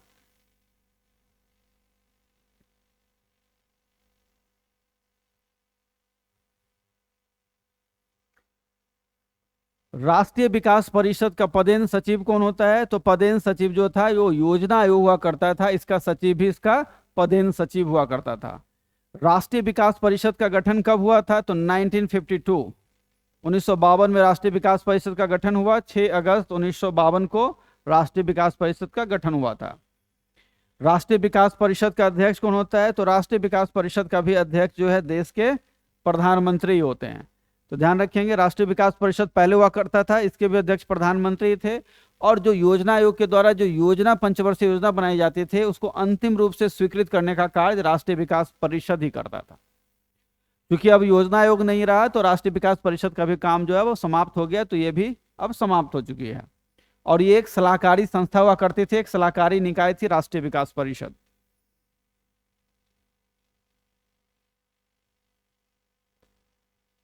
हमारा योजना आयोग भी जो है एक सलाहकारी संस्था थी, सलाहकार की भूमिका में ही थी।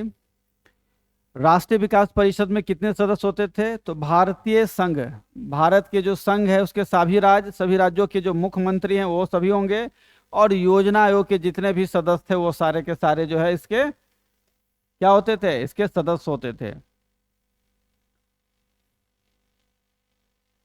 अब बात करेंगे हम लोग अंतर्राज्यीय परिषद की। अंतर्राज्यीय परिषद, पहला प्रश्न है, संविधान के कौन से अनुच्छेद के अंतर्गत केंद्र और राज्यों के बीच समन्वय स्थापित करने के लिए राष्ट्रपति जो है एक अंतर्राज्यीय परिषद की स्थापना कर सकता है? वो आर्टिकल है 263, यानी अनुच्छेद 263 के अंतर्गत जो है राष्ट्रपति अंतर्राज्यीय परिषद का गठन कर सकता है। ठीक है, और ये जो है सरकारिया आयोग के सिफारिश पर 1988 यानी 1988 में जो सरकारिया आयोग का गठन हुआ और उसकी जो रिपोर्ट आई 1988 में, उसकी सिफारिश में एक अंतर्राज्यीय परिषद के निर्माण की बात कही गई थी।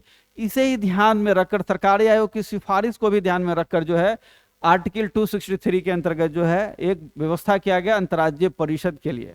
अब अंतर्राज्यीय परिषद का काम क्या होता है? तो इसका जो सबसे महत्वपूर्ण काम होता है, केंद्र और राज्य के बीच में पैदा होने वाले जो डिस्प्यूट हैं, जो कि विवादित मुद्दे हैं, उस मुद्दों को सॉल्व करना, और साथ ही साथ केंद्र और राज्य के बीच ऐसे विषय, ऐसे मुद्दों को खोजना जहां सहयोग समन्वय स्थापित की जा सकती है। इसका काम जो है, यही 2 महत्वपूर्ण काम है, केंद्र और राज्य के विवादित मुद्दों को सॉर्ट आउट करना, और दूसरा केंद्र और राज्य जो है किन मुद्दों पर, किन विषयों पर जो है वो सहयोग कर सकते हैं, उन सारे मुद्दों को खोजना, उसकी जांच पड़ताल करना। ठीक है, चलिए आगे बढ़े। अंतर्राज्यीय परिषद की स्थापना कब की गई? तो अंतर्राज्यीय परिषद की स्थापना मैंने बताया आपको कि सरकारी आयोग की सिफारिश पर किया गया था, और ये 1990 में, जून 1990 में सरकारी आयोग की सिफारिश पर आर्टिकल 263 के तहत जो है अंतर्राज्यीय परिषद की स्थापना की गई है। अंतर्राज्यीय परिषद की पहली बैठक कब हुई? तो अंतर्राज्यीय परिषद की पहली बैठक 10 अक्टूबर 1990 को यह पहली बैठक हुई। जून में इसकी स्थापना हुई और 10 अक्टूबर 1990 को इसकी पहली बैठक हुई। अंतर्राज्यीय परिषद का भी जो अध्यक्ष होता है वो हमारे देश का प्रधानमंत्री होता है। प्रधानमंत्री इसके क्या होते हैं? अंतर्राज्यीय परिषद के अध्यक्ष होते हैं। इसके अलावा प्रत्येक राज्य के जो मुख्यमंत्री होता है उन मुख्यमंत्रियों को भी इसमें शामिल किया जाता है। अगर यूटी है, यूनियन टेरिटरीज है, तो यूनियन टेरिटरी में अगर राज्यपाल उपराज्यपाल हैं तो उन्हें शामिल किया जाएगा। और यदि जिस यूनियन टेरिटरी में जो है मुख्यमंत्री हैं तो वहाँ के मुख्यमंत्री जो है इसके सदस्य होते हैं, वो भी शामिल होंगे।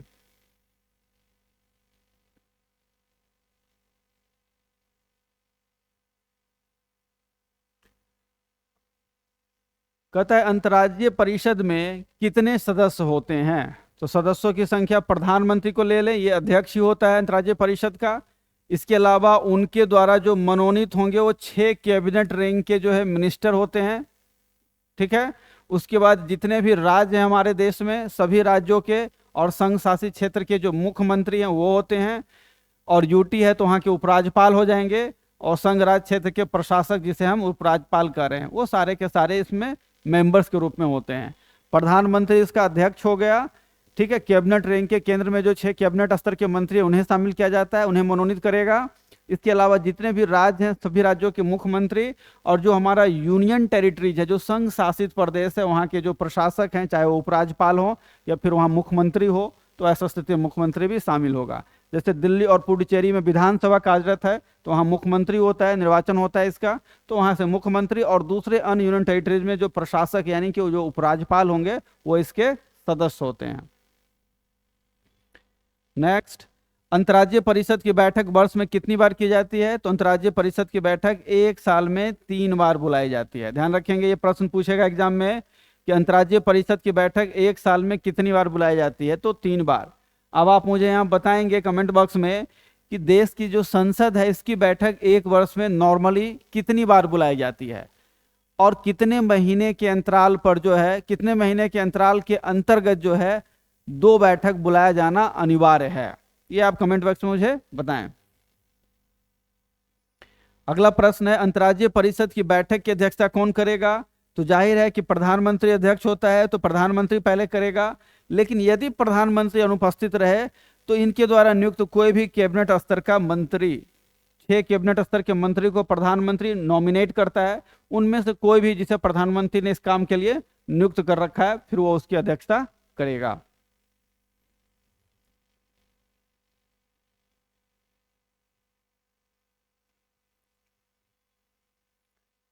अगला प्रश्न है, अंतर्राज्यीय परिषद की बैठक के लिए कम से कम कितने सदस्यों की उपस्थिति आवश्यक है।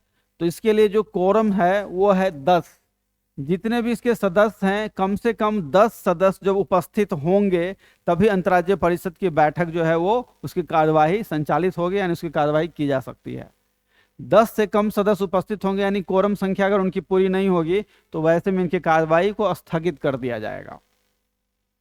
अब बात करेंगे हम लोग क्षेत्रीय परिषद का, रीजनल काउंसिल की।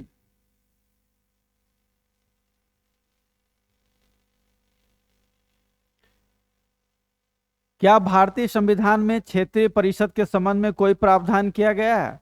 तो आंसर होगा नहीं, क्षेत्रीय परिषद के बारे में हमारे संविधान में कोई प्रावधान नहीं है, संवैधानिक प्रावधान। अगला प्रश्न है कि तत्कालीन प्रधानमंत्री नेहरू ने 21 दिसंबर 1955 को किसकी रिपोर्ट पर जो है संसद में विचारण के दौरान भारत को 4 या 5 बड़े क्षेत्रों में विभाजित करने और प्रत्येक क्षेत्र में सामूहिक विचार की आदत विकसित करने के लिए सलाहकारी परिषदों को गठित करने का सुझाव दिया था।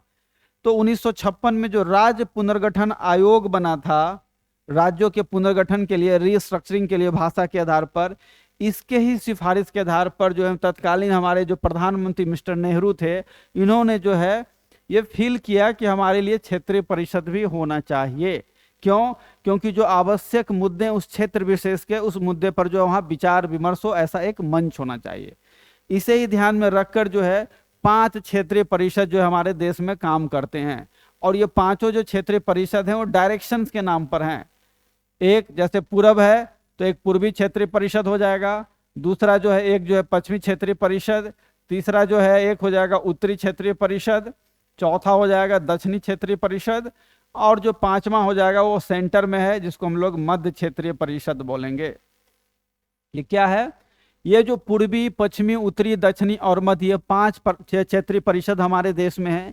इस 5 क्षेत्रीय परिषद में अपने अपने क्षेत्र के राज्य होते हैं। जैसे पूर्वी क्षेत्रीय परिषद की बात करेंगे तो पूर्व के जितने भी राज्य होंगे गुच्छे में इसमें समाहित होंगे, सब मिलकर बनाएंगे पूर्वी क्षेत्रीय परिषद। पश्चिमी की हम बात करेंगे तो पश्चिम के 4-5 राज्य मिलकर पश्चिमी क्षेत्रीय परिषद में आ जाएंगे। उत्तर की बात करेंगे तो उत्तर के जो राज्य होंगे वो उत्तरी क्षेत्रीय परिषद में आ जाएंगे। दक्षिण की बात करेंगे तो दक्षिणी क्षेत्रीय परिषद में, और फिर मध्य की बात करेंगे तो मध्य क्षेत्रीय परिषद में वो राज्य आ जाएंगे। ठीक है, ये जो क्षेत्रीय परिषद होता है इसका काम है देश के यूनिटी और इंटीग्रिटी को बरकरार रखना, देश में एकता और जो अखंडता है उसको हर हाल में कायम रखना। इसलिए क्षेत्रीय परिषद का गठन किया जाता है और आवश्यक मुद्दों पर विचार विमर्श करने के लिए एक प्लेटफॉर्म सेट किया जाता है। इसका जो अध्यक्ष होता है वो कौन होता है, तो वो जो हमेशा जो आपका जो होम मिनिस्टर होगा केंद्र का, वो इसकी अध्यक्षता करता है क्षेत्रीय परिषद का। ठीक है, एक तरीके से कह लीजिए कि क्षेत्रीय परिषद का ये बॉस होता है, क्योंकि इसका काम ही होता है देश की एकता और अखंडता को कायम रखना। कोई भी ऐसी विभाजनकारी तत्व या शक्ति जो राज्यों में पनप रही हो या उसकी संभावना हो, उस पर रोक लगाने का ये प्रयास करता है, यथासंभव कोशिश करता है। इसके लिए क्षेत्रीय परिषद का जो है गठन किया गया है। चलिए आगे बढ़ते हैं। अगला प्रश्न है क्षेत्रीय परिषद के गठन के संबंध में राज्य पुनर्गठन अधिनियम 1956 कि किस धारा में यह प्रावधान किया गया। तो धारा याद रखेंगे, धारा 15। जो सबसे महत्वपूर्ण चीज है यहाँ जो आपसे पूछा जाता है कि क्षेत्रीय परिषद का जो गठन किया गया किस अधिनियम के अंतर्गत किया गया, तो अधिनियम याद रखेंगे राज्य पुनर्गठन अधिनियम 1956। राज्य पुनर्गठन अधिनियम 1956 के तहत ही क्षेत्रीय परिषद का गठन हुआ है। अब आपके लिए है एक महत्वपूर्ण प्रश्न है जो आप हमें बताएंगे कमेंट्स कर कर कि राज्य पुनर्गठन अधिनियम 1956 के तहत जो भाषाई आधार पर बनने वाला देश का पहला राज्य कौन था, यह आप मुझे बताएं। चलिए अगले प्रश्न पर आते हैं। राज्य पुनर्गठन अधिनियम 1956 की धारा 15 के अनुसार भारत में किन क्षेत्रों के लिए 4 क्षेत्रीय परिषद का गठन किया जाना तय किया गया था, तो वो था उत्तरी, मध्य, पश्चिमी और दक्षिणी। ठीक है, ये पहले जो था 4 था, लेकिन अभी वर्तमान में इसकी संख्या कितनी है, 5 है। इसमें दक्षिणी नहीं दक्षिण दिख रहा है आपको, उत्तर दिख रहा है, मध्य और पश्चिम दिख रहा है, पूर्वी नहीं है, तो आप पूर्वी को भी शामिल कर लें। तो कुल ये 5 जो है क्षेत्रीय परिषद फिलहाल है। बाद में नए राज्यों के निर्माण के कारण क्षेत्रीय परिषदों की संख्या कितनी कर दी गई, तो इनकी संख्या बढ़ाकर जो है 5 कर दी गई। पहले ये 4 ही थे, पूर्वी नहीं थे, बाद में इसकी संख्या बढ़ाकर 5 कर दी गई, तो अब पूर्वीय क्षेत्रीय परिषद भी हो चुका है।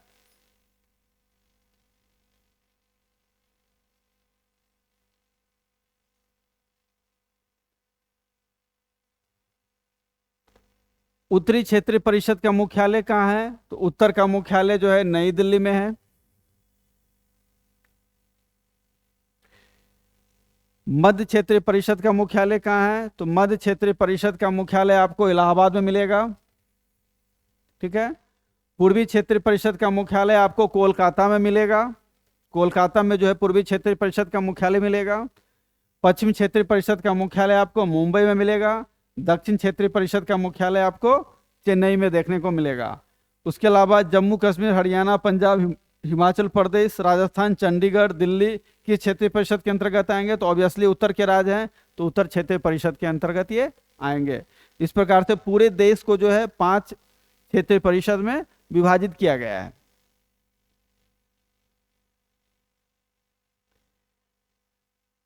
अब ये रीजनल डिवीजन है कि कौन से राज्य जो है किस क्षेत्रीय परिषद के अंतर्गत आएंगे। तो आप बात कर लेते हैं उत्तर प्रदेश, मध्य प्रदेश, छत्तीसगढ़। ठीक है, ये कौन से क्षेत्र में आएंगे, मध्य क्षेत्रीय परिषद के अंतर्गत आते हैं। जबकि हम बात करेंगे बिहार, बंगाल, उड़ीसा और झारखंड की हम बात कर लेंगे तो ये सारे जो है वो पूर्वी क्षेत्रीय परिषद में आ जाएंगे। उसके बाद बात कर लेंगे हम गुजरात, महाराष्ट्र, गोवा, दमन दीव, दादर और नगर हवेली। ठीक है, इन कौन से क्षेत्रीय परिषद में आएंगे, तो पश्चिमी क्षेत्रीय परिषद के अंतर्गत आएंगे।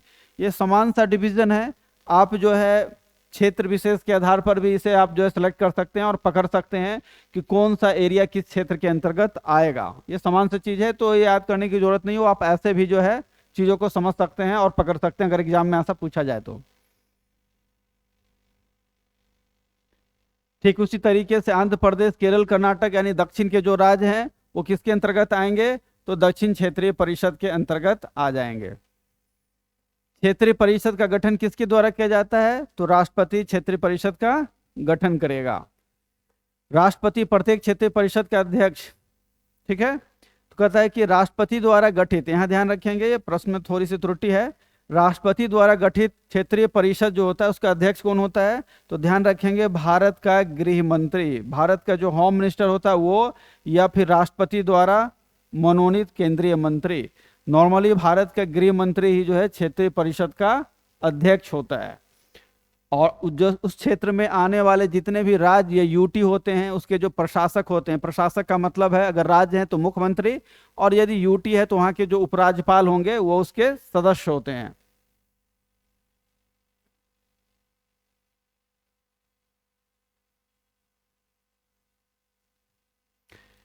प्रत्येक क्षेत्रीय परिषद का उपाध्यक्ष कौन होगा? तो जो संबंधित राज्य के जो मुख्यमंत्री होते हैं वो उसके उपाध्यक्ष होते हैं। और ये रोटेशनल तरीके से होता है क्योंकि इसमें एक नहीं कई राज्य होते हैं, तो बारी बारी से प्रत्येक राज्य जो है एक एक वर्ष के लिए इस पद को ग्रहण करता है। क्षेत्रीय परिषद के सदस्य में कौन कौन से शामिल हैं? तो भारत का गृह मंत्री शामिल होता है, और ये गृह मंत्री क्या होता है? तो गृह मंत्री उसका अध्यक्ष होगा। इसके अलावा राष्ट्रपति द्वारा मनोनीत केंद्र सरकार का एक मंत्री होगा, राष्ट्रपति द्वारा मनोनीत केंद्र सरकार का एक मंत्री भी इसमें होगा। क्षेत्रीय परिषद के अधीन आने वाला जो भी राज्य है उस राज्य के जो मुख्यमंत्री होंगे, और क्षेत्रीय परिषद के अधीन आने वाला प्रत्येक राज्य का राज्यपाल, और राज्यपाल के द्वारा नॉमिनेट किया गया दो दो अनुमंत्री भी होगा इसमें शामिल। और साथ ही साथ अगर संघ राज्य क्षेत्र है तो उसके लिए राष्ट्रपति द्वारा मनोनीत एक सदस्य होगा, ठीक है। ये सारे लोग जो होंगे क्षेत्रीय परिषद के अंतर्गत जो है सदस्य के रूप में शामिल होते हैं।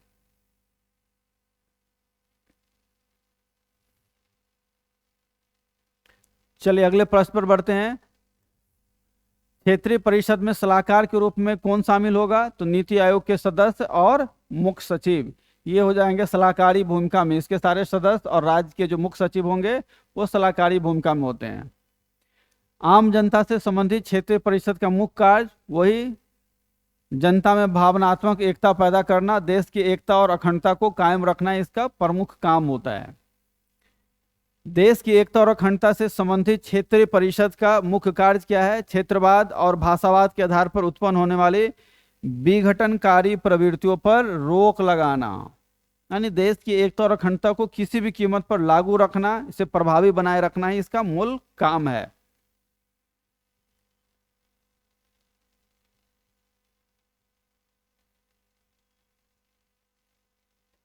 अगला प्रश्न है, केंद्र और राज्य के बीच आर्थिक और सामाजिक मामलों से संबंधित क्षेत्रीय परिषद का मुख्य कार्य क्या है?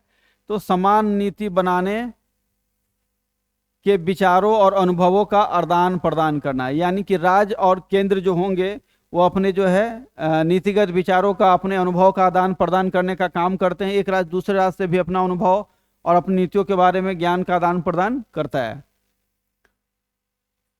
राज्यों के विकास से संबंधित क्षेत्रीय परिषद का मुख्य कार्य क्या है? तो पारस्परिक विकास योजनाओं के सफल एवं क्रियान्वयन में सहयोग देना। ये तीन को हटा दीजिएगा आप, सफल क्रियान्वयन में सहयोग करना इसका मूल उद्देश्य है।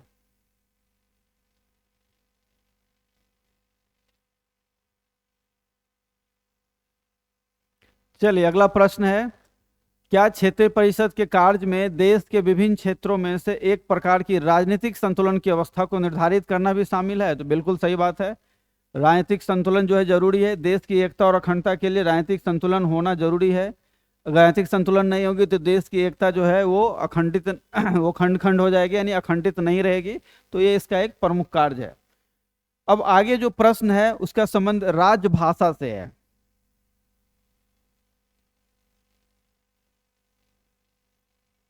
भारत की राजभाषा से जुड़े हुए प्रश्न हैं जो कि भारत के संविधान के भाग 17 में दिखेगा आपको। पहला प्रश्न है, संविधान के मूल भाग में कितनी भाषाओं को राजभाषा के रूप में मान्यता दी गई थी? तो मूल संविधान में 14 ही भाषा थी जिन्हें राजभाषा का दर्जा दिया गया था। बाद में इसकी संख्या बढ़ा दी गई है। आप हमें यह बताएंगे कि वर्तमान में जो है कितनी भाषाओं को राजभाषा का दर्जा दिया गया है, ये आप बताएं मुझे। अगला प्रश्न है कि संविधान की कौन सी अनुसूची में भाषाओं को राजभाषा के रूप में मान्यता प्रदान की जाती है? तो ये 8वीं अनुसूची का विषय है। 8वीं अनुसूची में ये मेंशन किया गया है कि कौन कौन सी भाषाएं राजभाषा के अंतर्गत आएगी। अगला प्रश्न है, वर्तमान में 8वीं अनुसूची में शामिल भाषाओं की संख्या कितनी है? तो शामिल भाषाओं की संख्या फिलहाल जो है वो 22 है।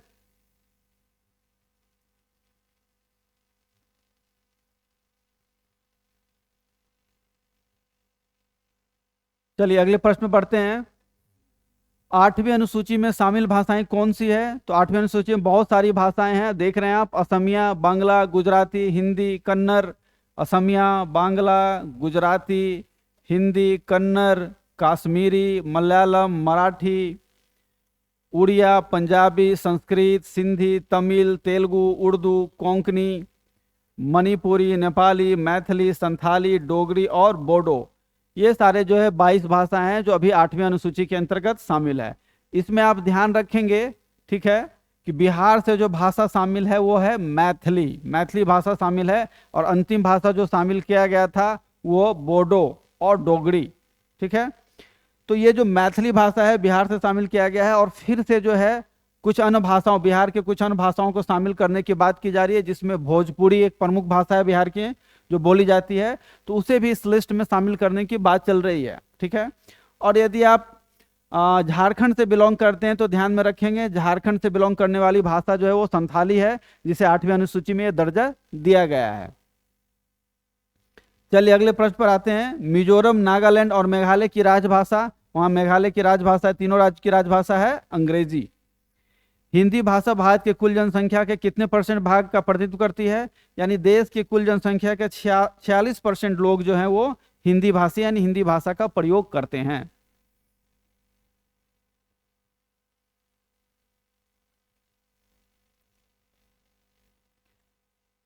अगला प्रश्न है कि कितने वर्ष के लिए राजभाषा आयोग की नियुक्ति की जाएगी? तो 10 वर्ष के लिए राजभाषा आयोग की नियुक्ति की जाएगी। राजभाषा आयोग की नियुक्ति किसके आदेश पर होती है? तो देश का जो राष्ट्रपति होता है उसके आदेश पर जो इसकी नियुक्ति होती है। पहला राजभाषा आयोग का गठन कब किया गया? तो पहली बार राजभाषा आयोग का गठन 1955 में किया गया। पहली बार राजभाषा गठन कब किया गया? 1955 में, ध्यान रखेंगे। राजभाषा आयोग के अध्यक्ष कौन थे जब पहली बार गठन किया गया? तो बी.जी. खैर जो है इसके अध्यक्ष हुआ करते थे। बी.जी. खैर राजभाषा आयोग के पहले अध्यक्ष थे राजभाषा आयोग के। उसके बाद चलिए अगले प्रश्न पर बढ़ते हैं हम लोग।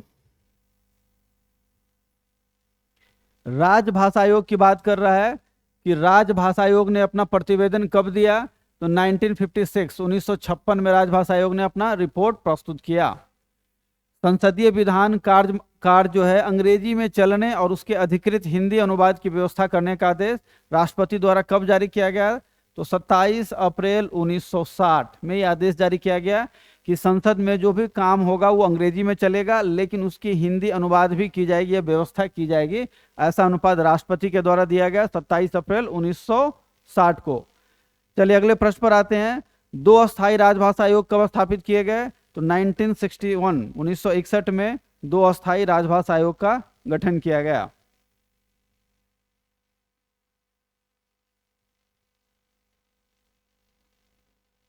चलिए अगले प्रश्न में बढ़ते हैं। राजभाषा विधायी यानी जो विधायी आयोग था इसको कब समाप्त कर दिया गया? तो 1976 में इसका कार्यकाल जो है वो समाप्त हो गया। विधायी आयोग के कार्य भारत सरकार के किस विभाग को सौंप दिए गए हैं? अब ये विधायी विभाग है, यही ये सारा काम करता है। और अगला प्रश्न है, केंद्रीय हिंदी समिति का गठन किस वर्ष किया गया? तो 1967 में केंद्रीय हिंदी समिति का गठन किया गया।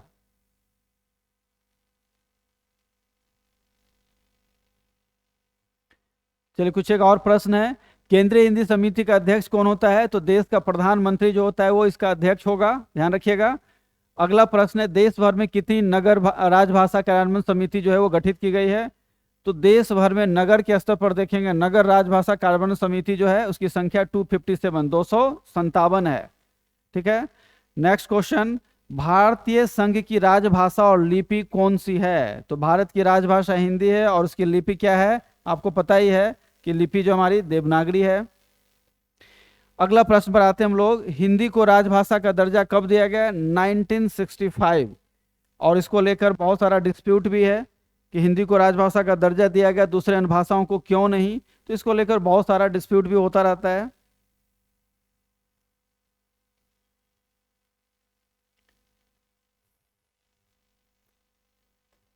चलिए अगले प्रश्न पर आते हैं। संविधान के किस अनुच्छेद में संघ की राजभाषा और लिपि का उल्लेख किया गया है?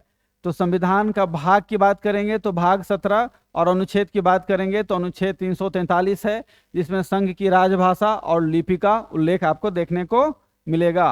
ये बहुत ही महत्वपूर्ण प्रश्न है, बार बार आपके एग्जाम में देखने को मिलता है, तो ध्यान में रखेंगे। अनुच्छेद 343 और भाग की बात करेंगे राजभाषा जुड़ा हुआ, तो भाग 17 के अंतर्गत ये आता है। अगला प्रश्न है, भारतीय संविधान के कौन से अनुच्छेद में राष्ट्रपति को राजभाषा से संबंधित कुछ विषयों में सलाह देने के लिए एक आयोग की नियुक्ति का प्रावधान है? तो यह प्रावधान अनुच्छेद 344 के अंतर्गत है कि राजभाषा से संबंधित मुद्दे पर सलाह देने के लिए जो है, ठीक है, राष्ट्रपति के लिए जो है एक क्या होगा, एक आयोग नियुक्त किया जाएगा। नेक्स्ट क्वेश्चन है, राष्ट्रपति ने इस अधिकार का प्रयोग करते हुए पहली बार यानी प्रथम बार राजभाषा आयोग का गठन कब किया?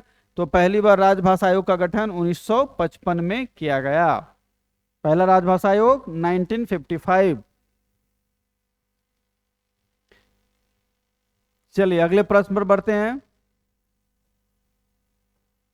संविधान के किस अनुच्छेद में प्रत्येक राज्य के विधानमंडल को यह अधिकार दिया गया है कि वह 8वीं अनुसूची में अंतर्विष्ट यानी कि शामिल भाषाओं में से किसी एक या एक से अधिक को सरकारी कार्य के लिए राज्य की सरकारी भाषा के रूप में अंगीकृत कर सकता है? ऐसा प्रावधान है अनुच्छेद 345 में, आर्टिकल 345। अनुच्छेद 345 में यह प्रावधान किया गया है, ठीक है, कि राज्य का विधानमंडल जो है उसको यह अधिकार है कि 8वीं अनुसूची में जितने भी भाषाएं शामिल है उनमें से किसी एक को या एक से अधिक, 2, 3, 4 कुछ भी हो सकता है, सरकारी कार्यों में प्रयोग करने वाली भाषा के रूप में उसे हम दर्ज कर सकते हैं, ये अंगीकार कर सकते हैं, स्वीकृत कर सकते हैं। ऐसा आर्टिकल 345 में मेंशन किया गया है। इसलिए देखेंगे बिहार की अगर हम बात करेंगे तो बिहार में जहां हिंदी का प्रयोग होता है वहीं आप देखेंगे उर्दू भी हमारे द्वितीय राजकीय भाषा के रूप में दर्ज है। तो बहुत सारे स्टेट में एक से अधिक भाषा को यह दर्जा दिया गया है, यानी दोनों भाषा में कार्य हो सकती है या होती है। दोस्तों ये हमारा जो है कॉन्स्टिट्यूशन का जो फेडरल सिस्टम है, भारत की जो संघीय व्यवस्था है, उससे जुड़े हुए बहुत सारे महत्वपूर्ण प्रश्न हैं।